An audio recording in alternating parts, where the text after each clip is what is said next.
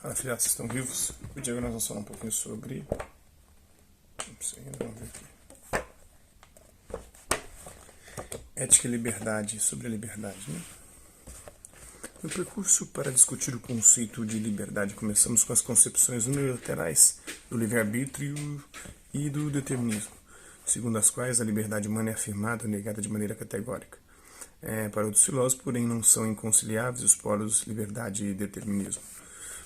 Não se deve privilegiar a capacidade intelectiva em detrimento de experiências mais amplas, nem restringir a liberdade à ação de um indivíduo solitário. Segundo a discussão contemporânea, é impossível a liberdade fora da comunidade humana. As nossas relações não são de contiguidade, mas de intersubjetividade, uma relação entre sujeitos, de engendramento, isto é, não estamos simplesmente uns ao lado dos outros, mas somos feitos uns pelos outros. Daí não podemos falar propriamente do ser humano como uma ilha. O caráter social da liberdade contrapõe-se à ideia individualista de liberdade herdada da tradição liberal burguesa, cuja concepção clássica é a liberdade de cada um é limitada unicamente pela liberdade dos demais. No entanto, nem sempre a liberdade de escolha é tão livre quanto se apregoa, sobretudo nas sociedades em que predominam privilégios para poucos, restringindo o campo de ação livre da grande maioria. Sabemos que a vida moral só é possível como ação baseada na cooperação, na reciprocidade, no desenvolvimento da responsabilidade e do compromisso. Só assim torna-se viável e efetiva a efetiva liberdade de cada um. Nesse sentido, o outro não é o limite da nossa liberdade, mas a condição para atingi-la. A peça de teatro Entre Quatro Paredes, em francês, Huis Clos,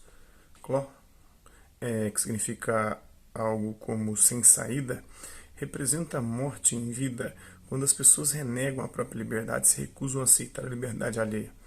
A ação transcorre no inferno, ambientada em uma sala pouco mobiliada. Trata-se de uma alegoria em que os mortos, um homem e duas mulheres em desespero, se agridem e acusam um ao outro o tempo todo, de ser o responsável por estar ali. Situação que foi resumida como a expressão o inferno são os outros. Porque o outro vive querendo jogar sobre mim a responsabilidade por ele ser quem ele é, segundo Sartre, a má-fé. O que é então a liberdade? Nascer é ao mesmo tempo nascer no mundo e nascer do mundo e nascer no mundo. O mundo está já constituído, mas também não está nunca completamente constituído. Sob o primeiro aspecto, somos solicitados. Sob o segundo, somos abertos a uma infinidade de possíveis. Mas esta análise ainda é abstrata, pois existimos sob os dois aspectos ao mesmo tempo. Portanto, nunca há determinismo, nunca há escolha absoluta. Nunca sou coisa e nunca sou consciência nua.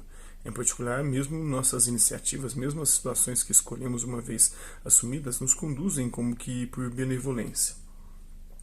A generalidade do papel e da situação vem em auxílio da decisão e, nessa troca entre a situação e aquele que assume, é impossível delimitar a parte da situação e a parte da liberdade. Tortura um homem para fazê-lo falar. Se ele se recusa a dar os nomes e os endereços que querem arrancar-lhe, não é por uma decisão solitária e sem apoios.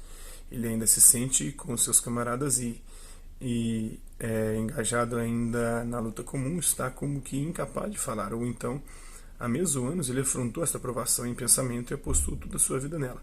Ou, enfim, ultrapassando-a, ele quer provar aquilo que sempre pensou e disse da liberdade. Esses motivos não anulam a liberdade, mas pelo menos fazem com que ela não esteja sem escoras no ser. Finalmente, não é uma consciência nua que resiste à dor, mas o prisioneiro com seus camaradas ou aqueles que ele ama e sob cujo olhar ele vive.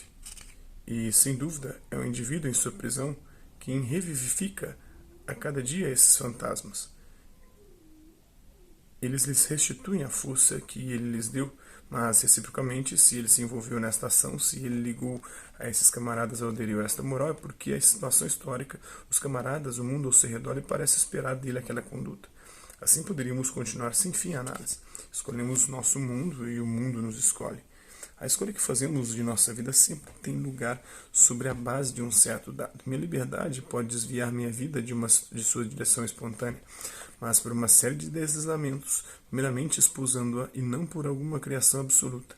Todas as explicações de minha conduta, por meu passado, meu temperamento, meu ambiente, são, portanto, verdadeiras, sob a condição de que os consideremos não como contribuições separáveis, mas como momentos de meu ser total, do qual é-me permitido explicar o sentido em diferentes direções, sem que alguma vez se possa dizer se sou eu quem lhes dá seu sentido ou se o recebo deles.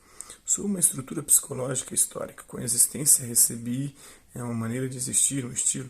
Todos os meus pensamentos e minhas ações estão em relação com esta estrutura, e mesmo o pensamento de um filósofo não é senão uma maneira de explicitar seu poder sobre o mundo, aquilo que ele é.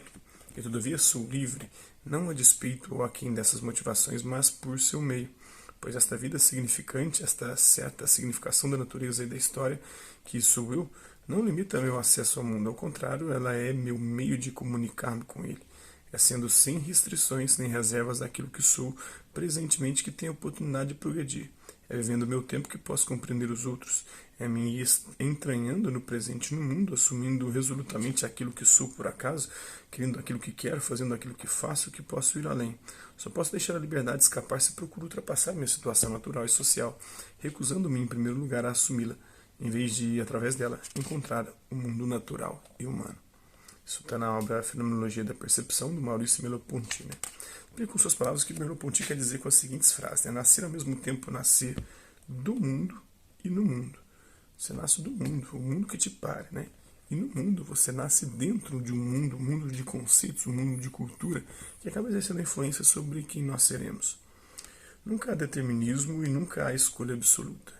Então, nós não só somos determinados, mas também não somos somente livres. Nunca sou coisa e nunca sou consciência nua. Nunca sou um objeto, um joguete das forças da natureza ou de uma entidade divina. E também não sou consciência nua, uma consciência pura que faz escolhas sem nada precedente, sem influência de nada pregresso. Sou livre, não a despeito ou aquém dessas motivações, mas por seu meio. Sou livre graças ao meio em que eu convivo e que me permite maior ou menor liberdade.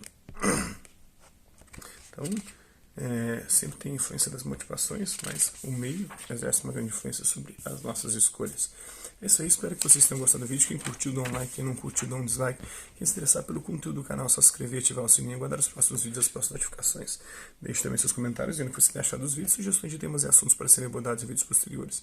E colabore com o nosso canal, compartilhe os nossos vídeos e ajude-os a chegar a maior número de pessoas possíveis.